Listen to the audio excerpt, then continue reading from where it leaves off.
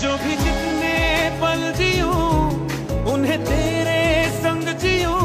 বাল্য বিবাহ করেছিলাম, এই কারণে রেজিস্ট্রি কোনো কিছুই ছিল না, পেপার টেপার। কাজে যখন বিয়ে পড়েছিল তখন কি তোমার মাথায় ঢুকেছিল না? আমি বিয়ে করতেই চাই।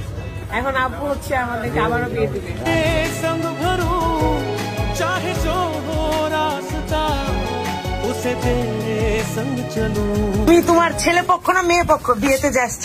আসসালামু আলাইকুম, কেমন আছেন সবাই? আজকের ভিডিওটা আমার কাছে অনেক বেশি স্পেশাল। সময়টা তার নিজ গতিতে চলতেই থাকে।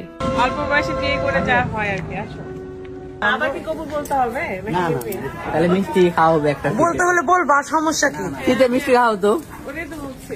কিন্তু ছেলে পক্ষ তুই না মেয়ে পক্ষ? আমি দুই পক্ষ, মেয়ে পক্ষ বেশি। তুমি তোমার ছেলে পক্ষ না মেয়ে পক্ষ বিয়েতে যাচ্ছ? আম্মুর সাথে আসছো না আব্বুর সাথে? আম্মুর সাথে আসছো না আব্বুর সাথে আসছো তুমি?